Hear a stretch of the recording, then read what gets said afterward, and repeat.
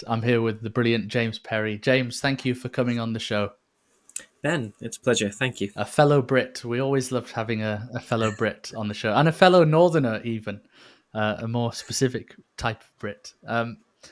I wondered, James, before we get into Saints Volume 4, which is really exciting and which at this time of release will come out the 29th of October, I would love to hear about like you and your own faith. Like, were you born a member of the church, or what's your kind of story? Yeah, so I actually joined the church in 2006, down in Somerset near Bristol, in England, here in England, and I joined as a teenager, having attended different churches and looking for God, looking for understanding of what the world was about and how I was going to approach life. So I joined the church 2006, and then served in the England Manchester mission, which is where I became fell in love with the North. I was going to say I didn't And realize you're from Somerset. Now I have to retract my comment slightly. Degrade you as a Brit, but then you're now well, adopted as a Northerner Brit. So that's all good. that's it. Yeah, so I served there from 2008 to 2010, and then from there, after my mission, I stayed in the northwest of England and went to university. Met my wife. We got married. We've got 4 kids, and yeah, so life's been busy, but when I joined the church, I kind of fell in love with its history, and was really interested in the people around me who believed it and the people who'd gone the way before me in living it and sharing it. So what was the thing that made you join the church? Kind of like, well, I'm sure there was lots of things, but like, Hmm. what really caught you on to the Church of Jesus Christ of Latter-day Saints when you were on your faith journey? Great question. There's lots of different parts to it. There's a very strong spiritual experience that I had about the church, which really kind of helped me kind of feel like, yes, this is the Lord's church here on earth. But then I was also involved in you know different things in the church, in the ward, and meeting people, and these were good people, and it was an environment in which education was encouraged, in which questioning was encouraged, great activities, great events. So kind of the spiritual side was very fulfilled in the scriptures and in what I was learning. Many of the times the missionaries would teach me something, and it was like, well, yes, obviously that makes sense. Like there were things that I had kind of grown up, and just kind of assumed that made sense. So when the missionaries taught me about the Godhead, I was like, well, of course that makes infinite more sense than what I had been taught in schools. And I remember an elder, Tilly from Yorkshire, who'd asked me, what do you think of there being a prophet on the earth today as there were in ancient times? And I was like, well, if there was a prophet to prepare the way for Christ to come to the earth and to teach us, and if he's going to come again, then it makes sense to have prophets to prepare us and to get us ready for that. So a lot of the teachings kind of fit naturally with some of my perspectives on different aspects of the beliefs of the church and of myself. That's really cool. It's interesting analyzing how you kind of deal with those uh, questions from the missionaries too, in kind of a logical way. Oh, yeah, I had grown up, largely irreligious, and I see. so having, my father later became religious, but my mother, we didn't grow to church, Right. and so I had an experience when I was a teenager where I lost some family members. I'd gone to a funeral of a relative, and shortly after, a grandfather died in my arms, Wow. which was a very kind of personal and distressing moment as I kind of watched the light leave his eyes, and that kind of caused me to really think, okay, where has he gone? What's happened to him? Where has that light kind of disappeared and gone to? So yeah, I have taken logical approaches to things, but ultimately had to also rely on faith. Hmm. Yeah, that's really interesting, and that kind of ties into your role as a church historian in a way. I think in a kind of cool way, and your journey to becoming a church historian. I mean, you said you were fascinated by the history of the Hmm. church. Was that? I mean, that must have been strong enough to put you into this career. But did you have a general interest in history as well? What was your role your journey to becoming a church historian? Yeah, so I had gone to university to study history, to work for the civil service, the foreign civil service. Oh, interesting. I had intended to work in embassies and diplomacy, uh, but life kind of took a different course. But history was a solid foundation for me, in which I felt whatever I would end up doing, there were skills there that could be transferable.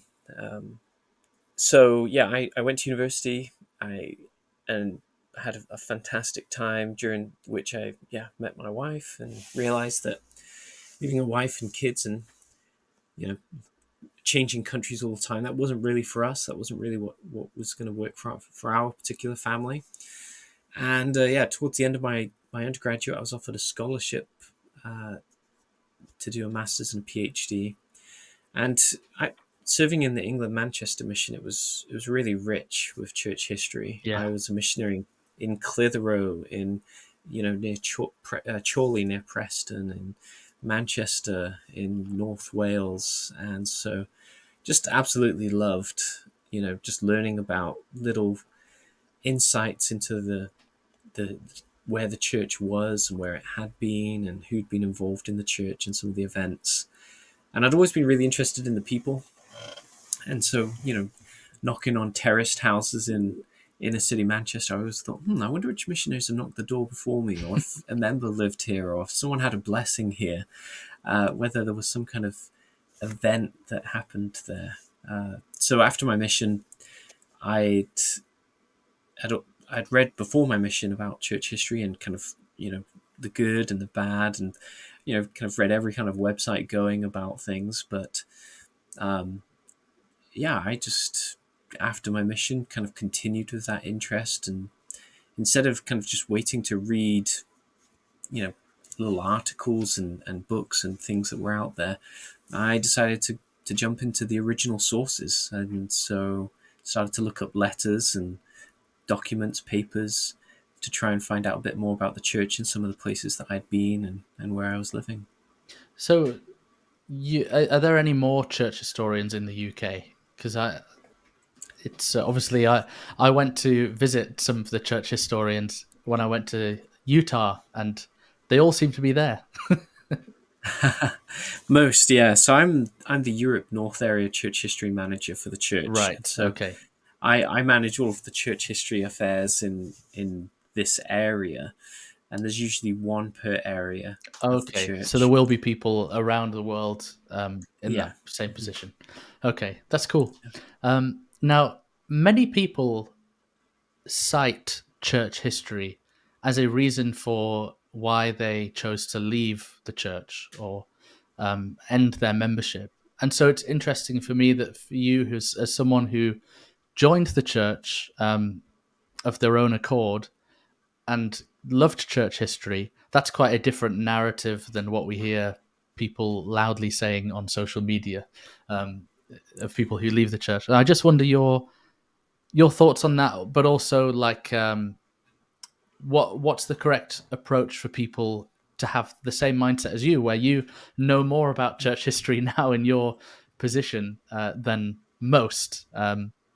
You're an expert in it, and yet you are a faithful member still, and have a love for church history. I'd love for you to delve into that a bit and perhaps advise us a bit on how we can um, confront those things with faith that might challenge us or make us think, "Oh, that's different to what I expected." Yeah, Great question. Well, at the end of the day, I mean, two equally really good people can look at something and come to completely different conclusions. Historians have done this for a long time, where you'll get different schools of thought on things. Rarely is consensus easily attained, especially when matters of faith are thrown into the mix. And so, yeah, I I've wondered this question myself. I don't. There are always times when you read of something and you think, why did he have to do that? Or oh, why did they have to say this? And um, but sometimes I just reflect on my own life and my own circumstances, and realize that it's not as if the past was this crystal clear, good and right, you know, or bad and wrong scenarios. Life was messy. People had temptations, people had challenges, people had stresses, people had pressures, much in the way that we do today, although maybe in a different form. And so I've always tried to function, and good historical practice is to kind of be charitable to those before. We can look on their lives, we can look on their circumstances, we can look at all of these different pieces of data and information, but not all of that was available to them. So at the end of the day, you do have to look at things, and you can look at it in a logical manner. Um, at the end of the day, faith is still an element to that. I mean, the sacred grove, I wasn't there. I have no way of being able to go back to that particular moment and demonstrate one way or the other whether or not it happened. But my faith is strong in the spiritual experiences that I've had. So then when I read church history, which in actual fact, the vast majority is very faith affirming, Hmm. it's absolutely rammed full of people giving time and energy, miracles, blessings. So often, if we look for the negative and if we're focused on finding the negative, that's what you'll find. And if you close your eyes to all of the good and your scales are not weighted, then you can look at the organization and be like, this is awful, bad, all these horrible things. Uh, I tend to take the approach of trying to avoid leaping to any assumptions, triangulating my views and beliefs on something. So, not just taking one person's word for it, but considering a range of different perspectives and sources before then, taking a position on a subject. So, I think at the end of the day, living the gospel and studying church history, they can go really well together. But you have to ask, what is the intent? What are you doing this for? Is this to really know, or are you looking to try and find fault, or to, you know, Mm. find a way not to believe? Because there are people who've been confronted with the same information who've made very different choices. Yeah, that's a really good point. I love that. And I love what you said earlier about being charitable to those people when we read about them. It Mm-hmm. reminds me of when I'll be compelled to watch a series like Keeping Up with the Kardashians, or, Secret Lives of um, whatever, people in Beverly Hills, and all these shows where you kind of you almost take happiness from watching other people's lives and kind of being like, wow, that was, look at them arguing or doing that or whatever. And we kind of, I don't know, there's something that affirms yourself and your own life by looking at things going wrong in other people's lives or seeing their mistakes, in this kind of weird modern way. And yet we realize that actually we're all quite similar. That we're all humans and we all make these kind of mistakes, and obviously some of them on television are more public than others, but still, it's we are very similar, and so we should be charitable and do unto others as we would have done to ourselves as well. So yeah, I loved that point that you made. And speaking of saints, what's your role in Saints, and how did Saints come about? Because it is so. When you read it, I remember being as a missionary and getting the first volume through chapter by chapter and just delving into it, and it was fresh, it was unique, it was just such a great read. I'd love to know your Mm-hmm. role and how it came about, and And also, if you could add on the process of writing Saints, what it looks like under the hood. Yeah, so actually, I remember right when Volume 1 came out, and I had pre ordered it a long time. As soon as I heard about it, I was like, I'm going to pre order this. I want this. Loved that.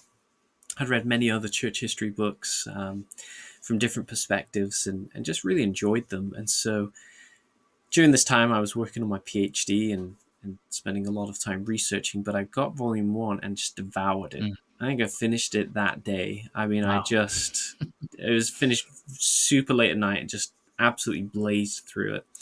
And I just thought, this is amazing. And I was like, I'd love to be able to work on a project like this that was so accessible, right? The writing style, the stories, the character. I mean, it was so much more than just a history book. I Yeah. almost could picture it and could feel like I was there, and that's the testament to the beauty of the writing that's been put into the project.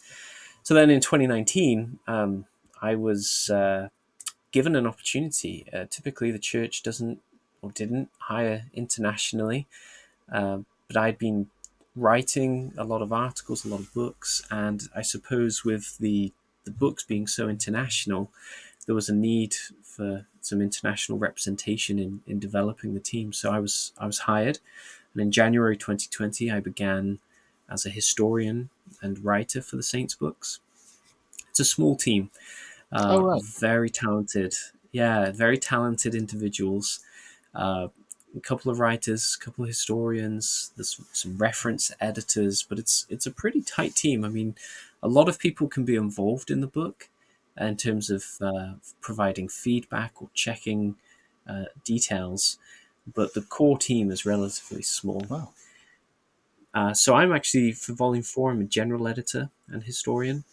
So I came on just as Volume Two was being released, and with Volume Three and Volume Four, my job was really to go out and to find the stories and Wow. to research and to work with our writers to identify the historical events that needed to be featured, or controversy or topic or subject, whatever the matter might be, but then to go and get options.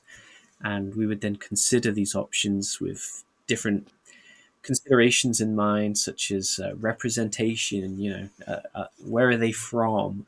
What circumstance are they in life? Because we wanted to make the volume of, firstly, an accurate history. It had to be absolutely watertight, but it needed to be engaging. And we also wanted to be able to show the hand of the Lord in the lives of the saints. And we needed members of all circumstances, whether they are an usher on a Sunday or a mission leader, whether it's a man or woman, a child or an adult. We wanted everyone to be able to relate, depending on where you are in the world or your language, whether you're a convert or raised in the church. So there's a really, really a lot of time was spent on exploring these options.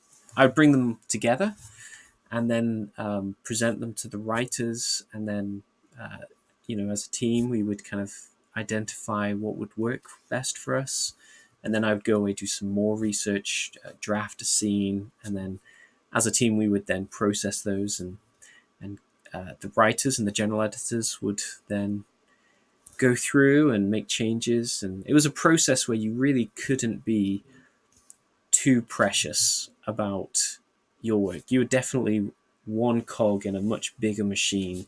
So it was a privilege to be able to have that part to play in the books. And looking at them now and seeing so many stories that I've had the opportunity to be involved in it's a joy. I don't think there will be another project I will work on that will be so significant or bring so much satisfaction as the Saints books.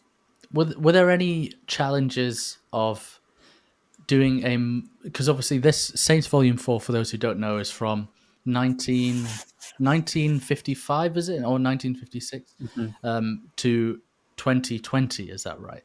2020. And so Mm-hmm. obviously when we think of a historical record, we think of 1800s, 1700s, Yeah. earlier. I wonder if there are any challenges in contrast to that, doing a more recent historical document, and as you as editor collecting all those stories? I mean, how did you even go about doing that? Yeah, that's a great question. So it is very different. In fact, this volume is very different to the three previous volumes in that most of the characters are still alive. Hmm. Volume three, we had maybe a handful. The vast majority had died, and so volume one, volume two covered a lot of ground that members of the church already knew. Right, Joseph Smith, the establishment of the church, maybe the pioneers heading west to Utah, and so on. Volume three is probably the least known period in history, covering the first portion of the 20th century. I'm still Most midway members through have, it. I've got it there on my bookshelf. I'm still reading it. yeah, most people are unfamiliar with the book, with the period covered by the book.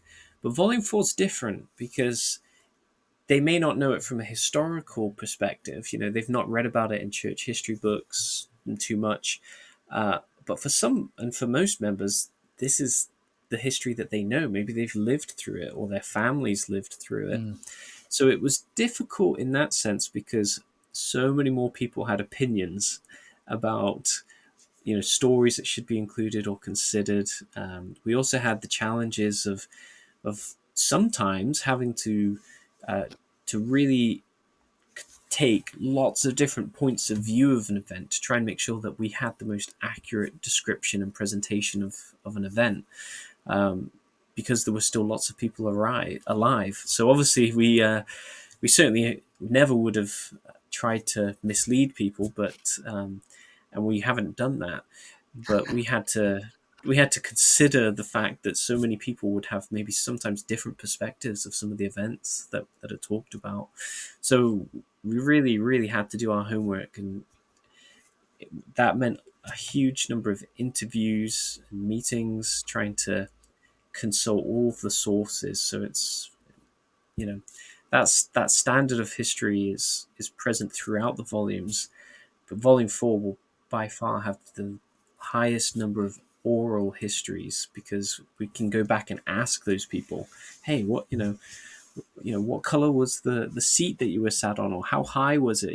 We've got a scene of a girl who sits on a chair in her bishop's office and her feet don't quite touch the floor, and so we had to ask all these specific questions to try and build a picture of what that room looked like. So yeah, a lot of hard work, a lot of long hours trying to sort all those details out. If only the media today had the same vigorous standards for their kind of modern stories about people, the world would be such a better place. Because it does sound like it's quite journalistic in the approach compared to well, actually, would you kind of get a you because your role is managing the affairs of the history for Europe North, would you kind of scout for stories and experiences on a specific topic or thing from different historians in the church around the world who were familiar with their local members? Like that must have been quite a big job. It was, and that's where the church history department and its many missionaries and volunteers were able to help us in a lot of cases. So, Right. for example, we were looking for a character in the Philippines. Well, the church is huge Yeah, in yeah. the Philippines. 1.2 million members. It was like, how do we will it down to find the character that we need? So yeah, working with our different teams often gave us great help in finding some stories we'd already collected or identifying individuals who might have interesting stories. But it just took a lot of work, and it was some real miracles in finding the stories and the characters that we did. Again and again would find the hand of the Lord in all my time working on Saints. Just really feel like we've been led to the right people, the right sources, the right stories. Something cool about Saints Volume 4, because of the recency of it, is that a lot of the names are quite familiar and relatable. We read in the earlier volumes of Joseph Smith and Parley P. Pratt and all these well known figures. But in this, the story not the story, but the book opens with an account featuring Harold B. Lee, for example, and obviously, I don't remember him personally, but the more modern examples, of course, I will. And I just wonder, how did you go about depicting church leaders, well-known church leaders, and kind of how do you get them across their different leadership styles and their different contributions? Yeah, it's a great question. So the point of the book is to present the history of the church, and obviously leaders form a part of that. And so we certainly didn't want to skip over that. We knew we couldn't focus on every single leader, every apostle, every general authority. That was just something Yeah, that was going to be unwieldy. So we had to really select certain leaders. So in volume 4, for example, one of the leaders whose story I particularly love is Sylvia Allred's, who serves in the General Relief Society presidency. And we have the different prophets. Some of them we spend a bit more time with, just because of the nature of the projects they were involved with. Some of them were unwell during their time as presidents, so we can't necessarily draw on as many stories yeah, or developments from them. But yeah, I think we do a great job of showing them as relatable individuals, and that really is due to unprecedented access to the different presidents of the church papers and journals. The first presidency was so accommodating and just kind of gave us access to really personal papers that helped us to really come to know who they were, not just who you see stood at a pulpit at General Conference twice a year, but to see what they were doing day in, day out. And that really was inspiring. I wish every member of the church, and the church does release many of these journals to the public. Recently just released the Spencer W. Kimball journals, where you can come to know them as people with all of the regular human experiences and leadership challenges, and just normal people who are thrust into a remarkable position. And So no, we've worked hard to try and feature as many as we can, but we've also then tried to balance that with the perspective of ordinary members. So one of the challenges for us was, how do we approach the structure of the book with regards to the number of characters? Because there's a lot of leaders during this time, there's a lot of members, the church is growing at an exponential rate. So yeah, we've had to choose and focus on some of the stories that are representative. You could write countless books in the space of the year in this you could write countless books in the span of the years that we covered mm. in this final volume. Yeah, of course. I just it must have been interesting for you writing about, say, a church leader or a figure that you were aware of compared to the experience of forming a historical picture of, say, Brigham Young from Yeah. documents and from what other people have written.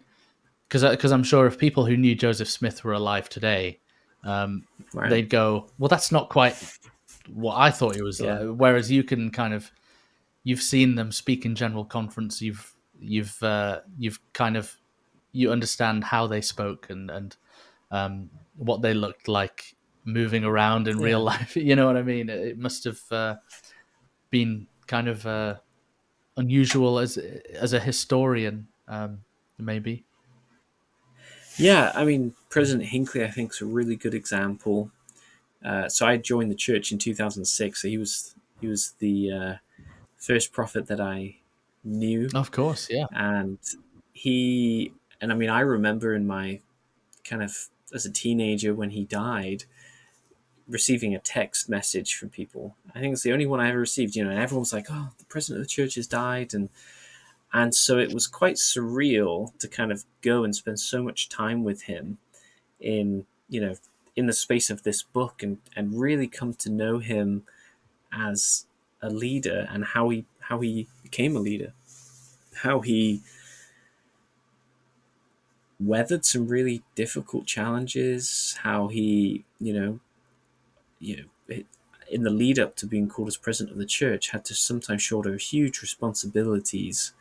And so it was, I thought I knew him, but I know him so much better now. And I hope each reader of Volume 4, as they read about some of these leaders, they can, I hope, learn something new about each of them and potentially develop a greater appreciation for them as well. Yeah, I can't wait for that. I can't wait to read more. As I said before this call, I've started reading, but I didn't quite get it done before Yeah. this interview, because I felt the same about Volume One with Joseph Smith. I felt like I came to know him on a deeper level, and so I look forward to that with current leaders and more recent leaders as well. Yeah, I just thought that was a really interesting part of this more recent history. And I wonder as well what will people reading this more recent history of the church find most surprising, do you think? And were there any parts of it that perhaps surprised you in your preparation for it and editing of it? I think there are going to be things that people take for granted today, and they'll not realize that it was only in the recent history that some huge changes were made that affect them today that they take for granted. So one of the things that we were researching during this time was the organization of the church's humanitarian relief efforts. Okay. And so, I mean, today it's kind of, I mean, disasters all the time, and the church is sending stuff or coordinating things, and we take that for granted. But that's actually only in the last 40 years or so that the church has been in a position where it can really do that at the level that we see today. Right. And so researching about that in the mid 1980s and the church starting that helped me develop a better appreciation for how often really positive changes in the church can happen from nearly any scenario.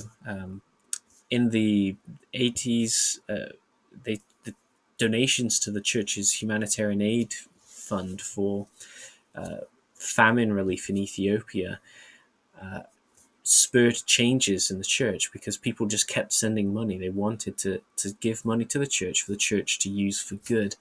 And so eventually in the 1990s, they put a section on the tithing slips, humanitarian aid, so that they could continue to develop that. And the church's humanitarian aid department kind of began to grow. And so I joined the church and had only ever known that, but there's a history there.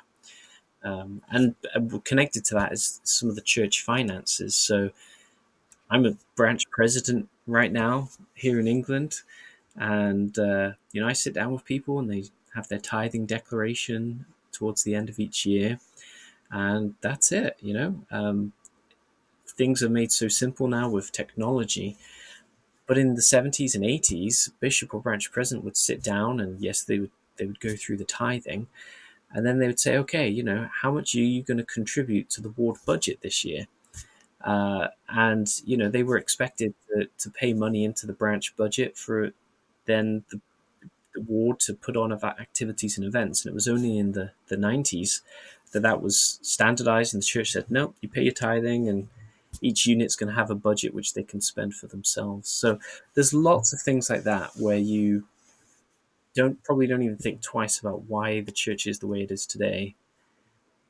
And Volume 4 will help you to see how it has become what it is today. I had no idea that was the case beforehand, and I guess it's funny what, as you say, you take for granted when President Oakes will come to the stand and say the church donated $900 million to relief around the world, and you think, well, of course we did. The church is really rich, but then if you're President Nelson or President Oakes and you're around when the church was, getting payday loan sort of things just to keep functioning, it's a hugely different story. And I remember even when I was young, going with when my father was on the bishopric, going with him and another bishopric member to drop off money at the bank from the tithing and staying for hours after church, Yeah. helping to do it all. It's just things have changed so rapidly. The velocity of advancements is making it such a different place, isn't it? Yeah. And it's a blessing, really, to be able to see the church being able to respond to that. Mm, I've seen other churches or friends in other churches who, struggle to keep the heating on, or to pay for the roof. And uh, the history of our church is we've had highs and lows. We go through cycles. It's not a linear. yeah, It's not it's not always up. It's not always down. It's complex. Uh, but what I absolutely love about the church as an organization is that it's learned from those hard times. And mm, so we're able to benefit now. I mean, the chapels that we have, many of those were built by building missionaries, teenagers, who in the 1960s around the world started building chapels for the church. We don't often think about how our church buildings came about, but there are people, some of them who are still alive, who can kind of point to the bricks and say, I did those bricks here, and mm. I helped, put the roof on. So there's a volume four, like I said, really does help you to better appreciate what we have today, because it's not that many years ago that our fortunes were quite different, and our circumstances were often, not what we enjoy today. That's really interesting to think of. Yeah, I think it's quite humbling to hear that, and uh, to think of that. I remember a family member who was on a building mission, and my friends and I were in the cultural hall of a chapel playing around on the chairs, and an elderly member who was involved in, the founding of that ward was quite upset that we were treating the chairs like that. And I guess, I look forward to reading about that. And sticking on this line of thought, it would be interesting to hear what the most significant historical events or cultural shifts were in this time of the mid 50s to 2020 that really kind of shaped the global identity of the church, in this period and what we come to know it as today. Ooh, that's a A big big one. question. I mean, there's so many things. I mean, probably one of the most significant periods that we cover in the book is the 1960s. I think that was a real golden age for the church in many ways. I Really? mean, yeah, in the UK, I mean, I'm talking off the top of my head, but I mean, I'm pretty sure these figures, you can fact check me. I think in 1961, there were maybe 10,000 members. 1963, there were 26,000 members. Oh gosh. Wow. Um, yeah, and I'll fact check myself on that as well later. But, but I mean, just extraordinary growth. I mean, just so, and that was the story for periods. 19, in some of the places, it's gone down. Like 1990s, there were challenges that came in. And so in volume four of Saints, we show the journey the church goes on. We talk about, the retention challenge that the church faced in some countries and what the church did to try and deal with that. And as a result, we see this kind of identity start to form globally as the members are brought together. So one of the stories I really love is of Ardith Cap, the General Young Women's President, who is in the 1980s, technology's coming in, but she has to try and find a way to bring and help all of the youth internationally, all the young women, to feel part of something, to feel like they belong to the church. And so she organizes a fireside and there's recording, and they have a huge balloon launch that's synchronized around the world. I mean, there's some really innovative practices that take place on the you know being led by both leaders and members themselves. I'm reminded of the For Strength of Youth program that we have today. Hmm. Undoubtedly, you know, there are many of the listeners that will know what For Strength of Youth conferences are. Well, in in Utah, EFY, especially for youth, had started, but it was really a small group of youth. It was quite an expensive program, very spiritual and engaging.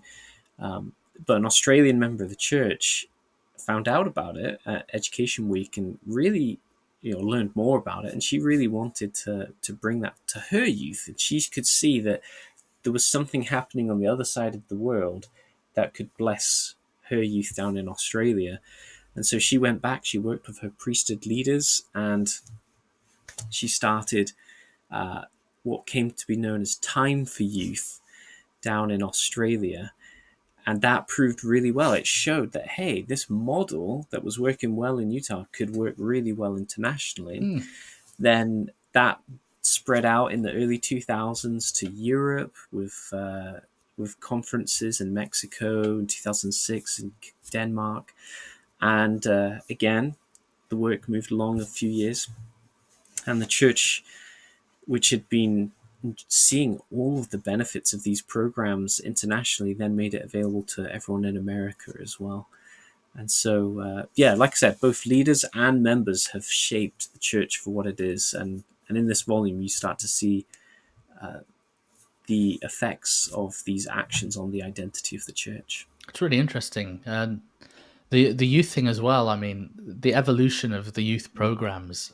I mean, well, you're in the UK, you know as well as I do about the incredible impact of FSY in the UK, and I'm sure Mm-hmm. elsewhere as well, but particularly here, it's been miraculous, you know. And in fact, sticking on what you were saying about the growth, I've been thinking a lot about the church in the UK, because you hear some people talk about how the church is rapidly shrinking in the UK in these headlines, and it's clearly not. But um, there's no doubt that the rate of growth has declined since those exponential growth times. And I mean, you have to put this in contrast to other faiths in the UK too. The UK, for so many reasons, is becoming increasingly secular, and there are Mm-hmm. there are long there are far longer held faith traditions in the UK that are suffering greatly from it. And I actually think, in the context of wider faith, the Church of Jesus Christ of Latter-day Saints is doing really well in the UK. But I do wonder, from what you were saying about the chapels and the rate of growth, I wonder if there's, and this is purely speculative, if there is I don't know, a lack of, because we do have it quite good. We are quite comfortable. I've been having a health challenge for the last few months that has really taken over my life, and through that hardship, I've been brought to my knees and to God in a much closer, deeper way, and perhaps in a way that was far less casual than before during good times. And I just wonder if what you think, being a UK member as well, if you think maybe that the fact that we aren't building our chapels and all of that, maybe if we were still building our chapels and were under hard times in the country and stuff, maybe we would be more or less casual about our faith and our connection to God. I don't know, meandering thoughts there. I'm really not good at speculation, but I'll give it a try.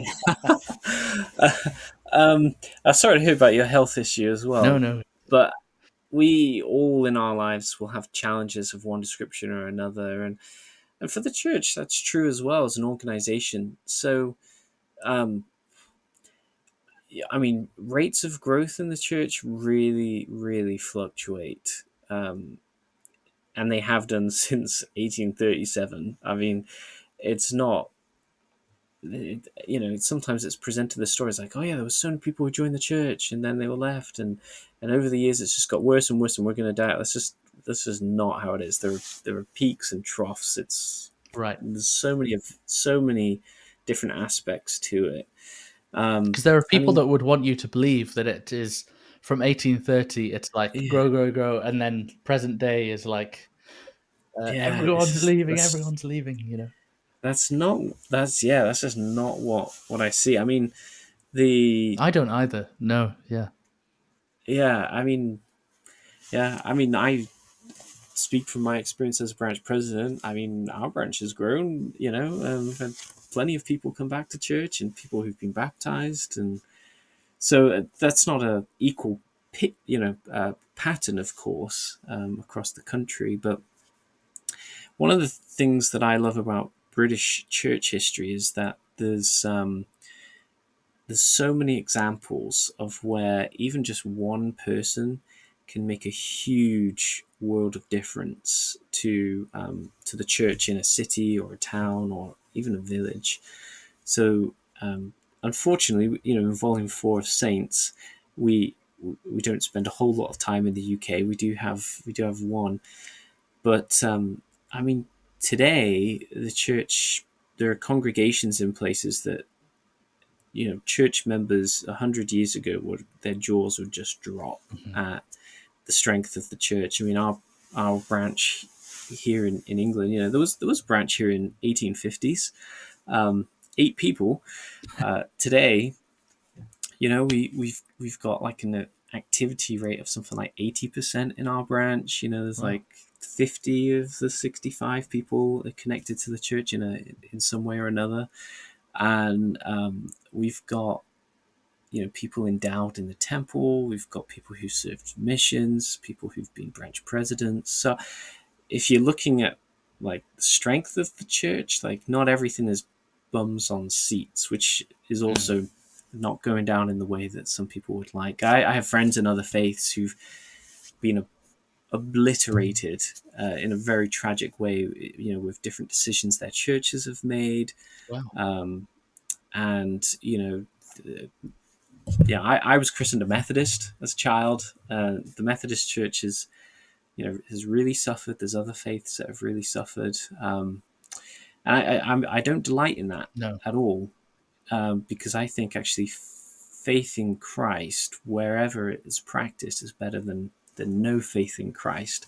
And these organizations, they do good. They do so much good. But yeah, no,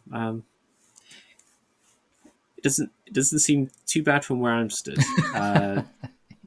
I yeah we Our ranch's got, I think, 3 people serving missions right now, which in a rural part of the country is it's pretty good.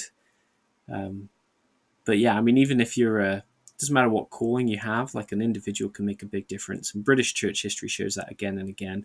At the end of World War I, there was a sister, Eva Solway, who was called as a missionary. Most of the men were away at war, and this is down in Dorset, and there was a tank base, a tank, kind of military installation, and she lived nearby to it, and she would go and she would preach to the soldiers, and they started getting baptized, and they would send missionaries from further away to come and baptize them, and the mission president came and visited, and they organized a branch there, and it was all from this one sister missionary. She was older. She kids kind of grown up, and that was one person who made the Mm. difference. And that absolutely, you can see that in modern day, kind of contemporary developments of bishops or relief society presidents, young women's presidents who've gone out of their way to make a difference.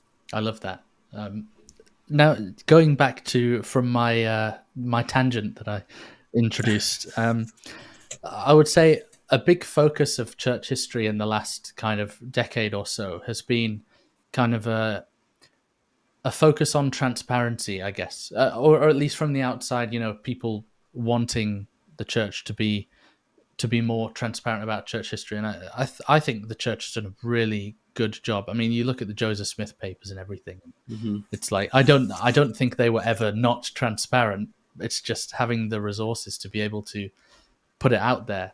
Um, but with that, I thought it was an interesting link up with the more recent history that Volume 4 presents. If how this kind of level of transparency was applied to a more recent church history and with leaders. Do you think that the kind of magnifying scope that we put on early church history and the issues there was that kind of done in a similar way to perhaps things that may have happened that were more sensitive in more recent times. Like, for example, I asked a few people in preparation for this meeting with you. I was saying from 1956 to 2020, what events stand out to you from church history? And um, almost all of them talked about the reversal of the priesthood ban in 1978. That might be, I don't know if that's covered in it, Mhm. but yeah, how would you approach something sensitive like that that is more recent with that same standard of transparency and historical accuracy? That's a great question. So actually, the revelation is the exact midpoint of the book. That's Right. where the Okay. first half finishes, and then we move to the second half, and that was quite intentional. Um, uh, well, for one, we didn't change our approach, right, in terms of trying to be thorough. And I've genuinely got to say, I mean, church leaders, they were just like first presidency, whatever we needed, we got it from them, what they had in their collections. So it never felt like there was a restriction placed on us or barriers to us being able to tell things that we felt we needed to be told. Mhm. Um, there are definitely some things, that the race and the priesthood one, it is quite sensitive. For some people, it can be, their faith may have been hurt in the past by kind of learning about that. But we didn't shy away from anything. There are other controversies that we feature: the Book of Abraham, papyri. We've got the Indian placement program. There's other events that we've kind of embraced and kind of said, in previous generations they may have shied away from telling the more uncomfortable things, but for our target audience today, in particular the rising generation who we really want to read this book and to know it, they want to know it all, right? They want Yeah. to know the good and the bad, and so we've just embraced that and gone with it. And this it's actually quite inspiring to look at the ways in which some of these things have come about and the reaction and the responses from members. So it's, I mean, 1978. I mean, that was quite a bit before I was born, but for some people, they remember that event vividly, and so we've again just tried really hard to use characters that people can relate to. And for instance, with Race and the Priesthood, we've got a couple of characters who represent different demographics. We've got one who's kind of married, desperately wants to go to the temple. Another one, we've got a young man who's in and out of the church in a way because he's kind of deals with racism in the church. So yeah, I think I'd love to hear from anyone that you know thinks that maybe we've shied away from things. There are some things that we've maybe not given as much attention to because it was really quite a minor event or didn't particularly feature too strongly for the global church as an organization, but are featured. So, for example, Mark Hoffman. There was Yeah, of the course. documentary, Yeah. the show the other year. We have a little bit on that, but not a huge amount because it really globally for most members of the church it was a nothing burger. Yeah. Yeah. Um, but what we do have for some of these other events where maybe we don't want to give up too much of our precious narrative space is a whole host of church history topics. So readers can go and look into more about these events. And so That's brilliant. kind of depend. Yeah, so we've tried to cater for all audiences. Um, the book is one part of that. We then have the church history topics, which the interested reader can go down to again and look in more depth, as well as all of the sources that we've made available.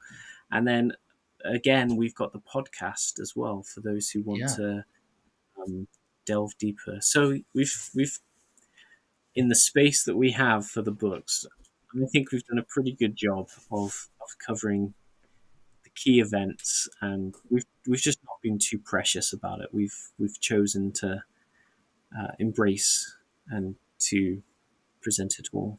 It's interesting to see the changing um, pop culture narrative of the church during the. I'm excited to see that. I mean, do you mention the Book of Mormon musical in Saints? Because that was kind of a big thing. I don't mean to just Yeah, quiz you on everything that is mentioned in the book. memory test. Yeah, no, well, yeah. So the latter part of the book, we switched to a slightly different format. The last few years of the book, it forms a bit of an epilogue. We Right, cover I many of suppose that these makes things, sense. but yeah, but there's lots of things where really we would love to have given them more space. But when you think about the history of the church, there's actually tons. There's so many things that happen all the Yeah, time yeah, in short spaces of time sometimes. So we had to be really brutal at times and trim things right back. We would have loved to have gone into more depth.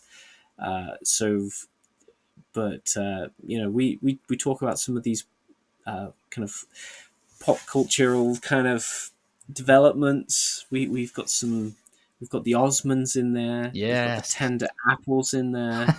There's some. Yeah, there's some. There's something for everyone, I think. yeah. No, it's really exciting, and we're kind of coming to the end of our time together. So I have to get one or two of your favorite stories from your research. I'd love to hear some of them. I'm sure there are so many. But Yeah, I suspected you were going to ask me this question, and that's we like love asking me which stories. of yeah, it's like asking me which of my children do I like the most, and that's like an impossible question. No, there are a couple of stories that really stand out, and maybe mean more to me than they would to someone else because of you know my involvement in the project and all of the extra information that I kind of gathered that we can't present there. But one of the stories I love is of the Hernandez family. It's a young couple from Guatemala who they're young marrieds, they have a son, and they're just trying to balance life. And I could really relate to that. Being really faithful in their church service, trying to work, trying to study, raising a family. I mean, it's that really spoke to me. But one of the beautiful things about their story, and we did a podcast episode about it as well, is they then tapped into the Perpetual Education Fund, which enabled them to go to the best university they could.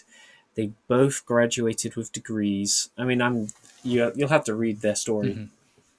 and see what you think, but they then went on to become really successful. She set up a business, he worked as an accountant, and today they're serving as mission leaders in the Dominican Republic. Wow. And their family's fortunes, like their circumstances, I mean, it's just the power of the gospel and also the power of the church in enabling them to reach where they have is just phenomenal. It just goes to show that no matter our circumstances, no matter where we are at, living the gospel and engaging and participating in the church can bring about blessings that sometimes we can't even realize until much later. And their story, I think, is one where the church has made social change and economic change in their life very real.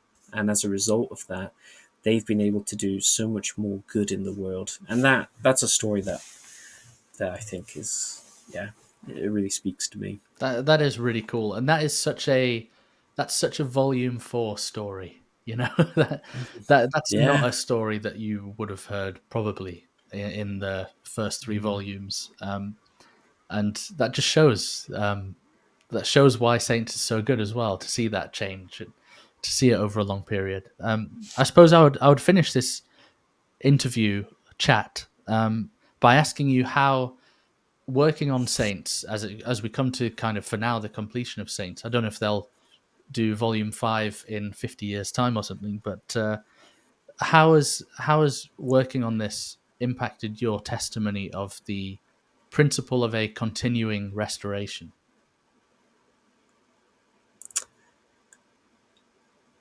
Well, the last 4, almost 5 years have been exhausting.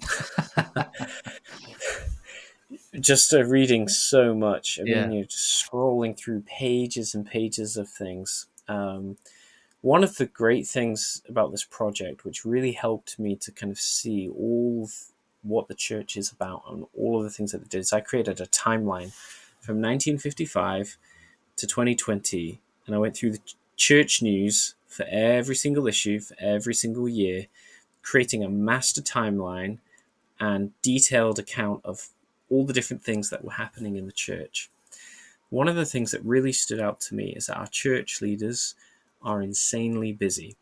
They're constantly having to travel places, and this just is not a life of luxury. I mean, I was privileged to read some kind of very personal writings of President Nelson, who, as a new apostle, was in Russia, and um, there were just really tender, beautiful sentiments that he shared as he was kind of coming to grips with his calling. And so getting to know the leaders, seeing how they live the gospel, and just countless ministering visits. I mean, they just care about the people. They are all in. They are all in on living the gospel and in sharing the gospel and being a light to others.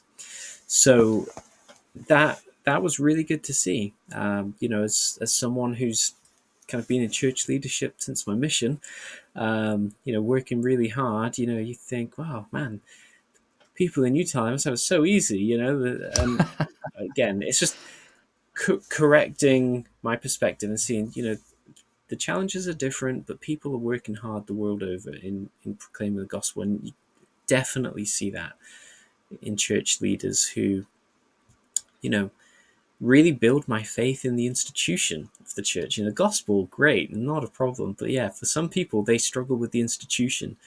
If you come to know the leaders, and if you come to see the sacrifices they make to serve, that was really built my testimony. So I just was over the moon to be involved with this project. Eternally grateful to have played some small part in all of it, and I finish it with a faith, more resolute, even more strengthened than I could have possibly imagined as a result of just because it wasn't just what I was reading, it wasn't just the stories that I saw, um, you know, and so on. It was how we were guided to them. It just felt that there were these stories that the Lord wanted to be told. People who we spoke to at the right time in the right place, who had the right records, who kept records in the most miraculous way. So yeah, my testimony's been strengthened not just by the content, but by the process of writing the history. That's so cool, and I really appreciate what you've done. I mean, the church has such a rich history. I really feel lucky to be able to study it and learn about it. It's blessed me so much. I've been involved with British church history programs that they've put on, and it's just enriched my life so much. So I really, really hope people go and read this. If you don't want to buy the physical book, it's for free on the Gospel Library app, right? So you have Hmm. no excuse. Go and read it. And, well, you do have an excuse if you cannot read, but then you can listen to it. Someone You can, can listen to it. yeah. So you actually, no matter your impediment, there is a way for you to consume Saints Volume 4, and I hope you will. It will enrich your life. I've only read a few chapters, but it has already done so for mine. I can't wait to get more into it. And of course, the Saints podcast. Are you still, because you're the voice of the Saints podcast, right? Yes, yes. Two of my colleagues and I, we've kind of hosted this final season, which is different to the first 3 seasons, which was kind of more of a chapter by chapter basis. This fourth season, we've selected certain stories and then made them an immersive experience. and brought the characters onto the podcast, or their families or church leaders, to take us even deeper into their story. And yeah, they're very captivating audio experiences. Brilliant. Well, thank you so much for your time today, James. I've really enjoyed it. It's a pleasure. Thanks for having me on. Thanks for watching For All the Saints. This show needs your help to grow. Please like the video, comment your thoughts, subscribe to the channel, and share this with someone you think would enjoy it. Thank you.